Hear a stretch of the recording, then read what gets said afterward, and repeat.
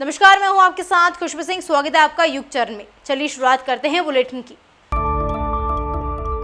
Akhil Bharatiya air जागरूकता कार्यक्रम के तहत भारतीय वायुसेना की सूर्य किरण एरोबेटिक टीम जयपुर में एयर शो करेगी। इस एयर शो में सूर्य किरण विमान के पायलट हैरतअंगेज करतब दिखाएंगी। जलमहल पर होने वाले इस कार्यक्रम को देखने के लिए 20,000 से ज्यादा लोगों के पहुंचने की संभावना है।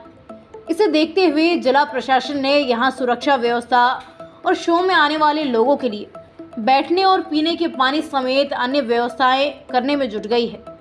जयपुर में 3 दिन 15 से 17 सितंबर तक चलने वाले इस शो में हर रोज शाम 3:30 से 5:30 तक ये एयर शो होगा। इसके लिए जलमहल की पाल पर 20 से 25 हजार लोगों और उसमें शामिल होने वाले वीआईपी लोगों के बैठने के लिए व्यवस्था की जाएंगी।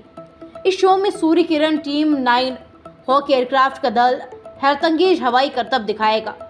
इस एयर शो का उद्देश्य युवाओं में भारतीय वायुसेना के प्रति जागरूकता बढ़ाना है। इस एयर शो के प्रचार प्रसार के लिए प्रशासन ने शहर में जगह जगह स्क्रीन पर वीडियो कंटेंट चलाने के निर्देश दिए हैं। इसके साथ ही एयर शो के दिन शो का लाइव टेलीकास्ट भी चलाने के लिए DOIT को दिया है। सरकार की ओर से जगह जगह शहर में डिजिटल बोर्ड और स्क्रीन लगवा रखी है जिस पर ये शो दिखाया जाएगा। घोसी उपचुनाव में बीजेपी की उम्मीदवार दारा सिंह चौहान को हार का सामना करना पड़ा था। चुनाव में हार के बाद दारा सिंह चौहान बुधवार को दिल्ली स्थित बीजेपी के केंद्रीय कार्यालय पहुंचे। अपने दिल्ली के दौरे के दौरान बीजेपी नेता ने पार्टी संगठन महासचिव BL संतोष से मुलाकात की है।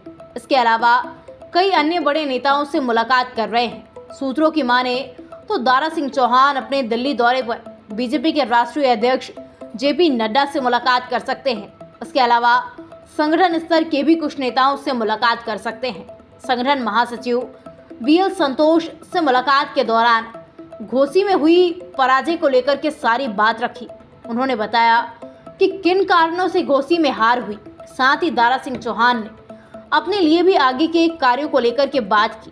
इससे पहले बीते 8 सितंबर को घोसी उपचुनाव का रिजल्ट आया था। उपचुनाव में समाजवादी पार्टी से उम्मीदवार सुधाकर सिंह ने जीत दर्ज की थी, जबकि बीजेपी के उम्मीदवार दारा सिंह चौहान को हार का सामना करना पड़ा।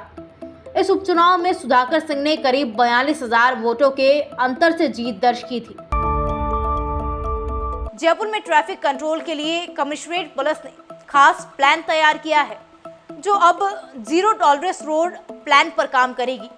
जीरो टॉलरेंस रोड की जिम्मेदारी ट्रैफिक पुलिस के अलावा जयपुर कमिश्नरेट के सभी थाने के पुलिसों की होगी। इसके तहत हर थाने की पुलिस को अपने इलाके की 1 किलोमीटर की रोड दी गई है। इस रोड को जाम फ्री बनाने की जिम्मेदारी थाने की होगी। थाने की पुलिस ही ध्यान रखेगी कि सड़क पर ट्रैफिक ना हो।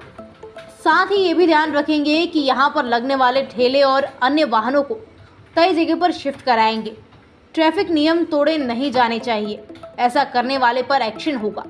ये प्लान हाल ही में Jaipur commissioner Biju George Joseph की ओर से सभी थाना अधिकारियों को दिया गया है।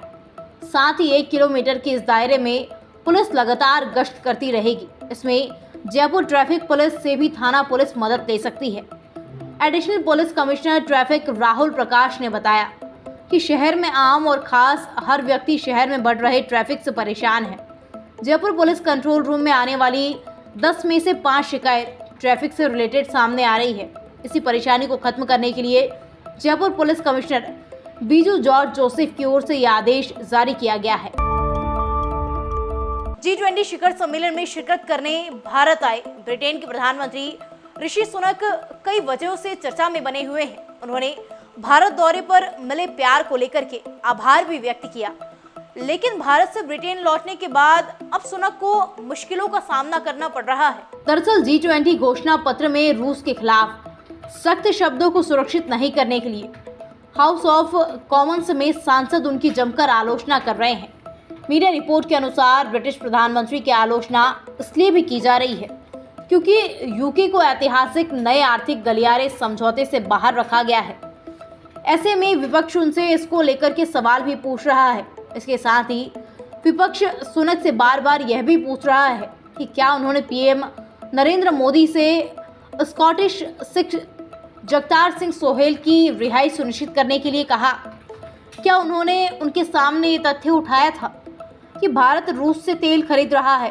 रिपोर्ट के अनुसार विपक्षी नेता सर कीर स्टारमर ने G20 की संयुक्त घोषणा को पिछले साल के शिखर सम्मेलन की तुलना में कमजोर भाषा के साथ निराशाजनक बताया।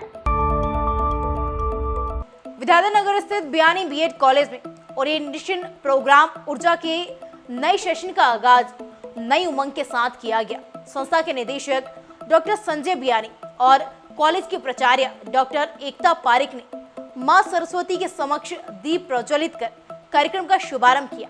इस दौरान नवागंतुकों का पारंपरिक तरीके से स्वागत किया गया और उन्हें अपने कोर्स से संबंधित जानकारी दी गई। संस्था के निदेशक व प्रसिद्ध motivational speaker doctor Sanjay Biyani ने टीचर बनने के फायदे बताते हुए कहा कि आपको अपने आप को भाग्यशाली मानना चाहिए कि हम एक ऐसे पेशे से जुड़े हैं जो लोगों के विचारों को बदलकर दुनिया बदलने की ताकत रखते हैं। इसी के साथ उन्होंने सभी को कृतज्ञता की सीख देते हुए धन्यवाद कहने के लिए प्रेरित किया और उन्होंने कहा कि हमें वर्तमान में रहकर सदैव अपने कर्म करते रहना चाहिए। कॉलेज की स्टूडेंट वेलफेयर डीन सुनोद वाजपेयी ने जीवन में टीचर के रोल के महत्व के बारे में बताते हुए कहा कि टीचर हमारे जीवन में महत्वपूर्ण होता है। टीचर को इनोवेटर होना चाहिए क्योंकि टीचर हमारी पावर को रिलीज करते हैं। इसके साथ ही उन्होंने टीचर कैसे बने उसके बारे में भी टिप्स दिए और सभी छात्राओं को अपने आप पर विश्वास रखने को बोला और कहा कि जब तक आप खुद नहीं पढ़ेंगे तब तक आप बच्चों को क्या पढ़ाएंगे, इसलिए टीचर को भी पढ़ना चाहिए। और उन्होंने कहा कि कम्युनिकेशन का अर्थ होता है सूचना का आदान प्रदान। कम्युनिकेशन थोड़ी कठिन प्रक्रिया है। कम्युनिकेशन स्किल इंसान के व्यक्तित्व का अभिन्न अंग है। कम्युनिकेशन का मतलब आप अपनी बात को लोगों के सामने कितने प्रभावी रूप से रखते। रिपीट, कम्युनिकेशन का मतलब कि आप अपनी बात को लोगों के सामने कितने प्रभावी तरीके से रखते हैं। ऐसी तमाम खबरें देखने के लिए सब्सक्राइब कीजिए हमारे चैनल को और यूं ही बने रहिए युग चरण के साथ।